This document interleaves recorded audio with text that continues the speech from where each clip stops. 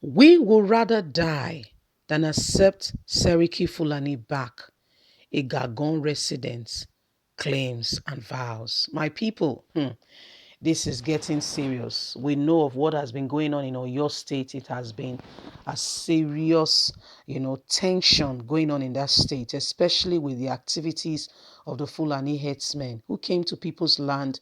There is no problem for you to go to any land, but live in a law and abiding way, in such a way that you don't come there to pose a threat, destroy life and property, and tends to take over. That is not a good spirit. But we all know what has been going on in the Southwest with regards to Fulani herdsmen and this group and set of people.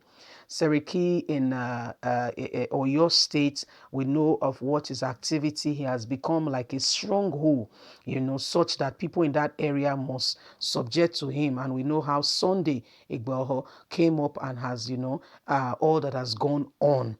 Now they're asking that he should come back to the place where Sunday sent him out of. The people of Igagon say, no, no way, no way. He's not coming back. Say, we rather die than accept him back. When a man does well, people will be the one asking, when are you coming?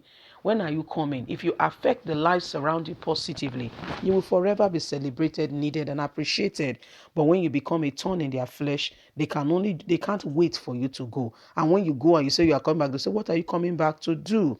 Let's understand all that is going on. Please don't forget to give us a thumbs up, subscribe if this is your first time. Thank you so much. Igboho North West Local Government Council Development Area of Oyo State has vowed never to allow the now rejected Seriki Fulani Abdulaziz Salih to return to the community. According to them, accepting Seriki Fulani back to the town was tantamount to self-suicide, adding that they would rather die than accept Seriki back to the town. The entire town will rather go into self-suicide than accept Seriki back. We will never, never allow our lives to be tormented like it did with this set of people. Our lives, our generation to come, we will reject this evil reign of Sariki, who came to take over our land and became like the king of the land. The conveyor Igagon development advocate Oloruni told The Punch on Friday. Oloruni was reacting to a statement made by the Seriki Fulani that he will consider moving back to Igagon if given the opportunity to return to the community. I would rather consider moving back to Igagon than go anywhere else. Saliu, whose family members have settled temporarily in Ilorin, Kwara State, had said on Thursday. The Punch earlier reported that the popular Yoruba right activist Sunday Adeyemo, well known as Sunday Igboho, had asked herdsmen living in that area to leave because of their criminal activity. Igboho land after the 7-day ultimatum he gave them. At the expiration of the ultimatum, a Gagon resident joined Sunday and ejected Seriki Fulani and his herders out of their town. Speaking with our correspondent on Friday, he said the resident of the town has been breathing breath of fresh air and relief since the eviction of this Sariki and his men. He said farmers now have hope returning back to their farmland to continue agricultural activities without fear of being raped, killed, or kidnapped. The IDA leader said the people of the community will not want any order that will tarnish the good memory that has been erased. They are happy now to start afresh and to enjoy the lease of a better life. Our people will not allow the reign of terror, enslavement to come back. And that now that they have tasted a bit of freedom, we are now relieved. People can now go to their farm. For us, many months now, people have been thinking of going back to their farms, but are really afraid and scared of not being kidnapped, raped, or enslaved. He had a slave chamber in his house where he puts people and torture them. We don't want to go back there. No, never.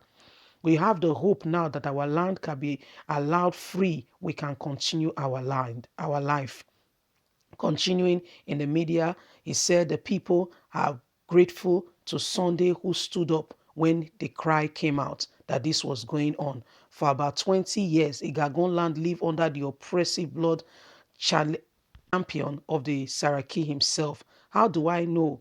Why do I know that if he comes back, he will not continue the same reign? No way. No Fulani has been persecuted with all that happened. Do you know how many lives were lost in his chamber, killed there, tortured? Do you know how many women were raped? Do you know how many people were kidnapped by his boys that he came bringing into the town and asking for ransom? If the Saraki is really who he claimed to be and cares so much about the town, why did he not bring out at least one culprit and say, by what people, this one that you have claimed killed the farmer last week, this is him. We want him out. This is a criminal, and expel him in our presence instead of tarnishing his image. Rather, he shielded them with their evil. That is to tell you he's the architect. Saraki claimed he had no control over Igbagbon, but it's a lie. He had control over the town, and the killings was orchestrated by him. He led away our Igagon land and did a lot of atrocities. Chiefs are helpless and they bow to him. That is why headers commit crime. They go to him, Saraki, and would ask him to release and to release the people. Even if they killed or raped a woman in the farm, he would tell them it was nothing. He would say nothing about it. The IDP leader further urged the presidency and Oyo State Governor Sheyi Makinde to launch a compulsory investigation into the allegation levied against the Sarki Fulani to uncover the extent of the true matter and bring up culprits to books rather than the government shielding evil. We will not allow him back into our town. Not anymore. He's gone and he's gone for good. We are grateful to God and we thank Sunday.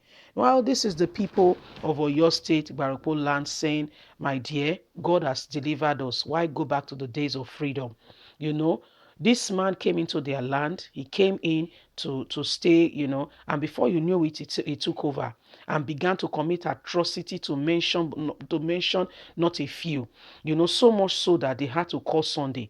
Governor Sheyi Makinde knew of what was happening, but pretended like he did not know. And even when Sunday gave them the ultimatum, Sheyi Makinde was the first to say, anyone who wants to destroy the peace of the land, what do you mean peace of the land? Your people are being killed, molested, raped and what have you, but not a word you said as the governor of the state. If the people have opportunity to vote again with your actions that you have taken with the position, do you think they will vote you again? A thing to think about. Leave us a comment. God bless you. Bye for now.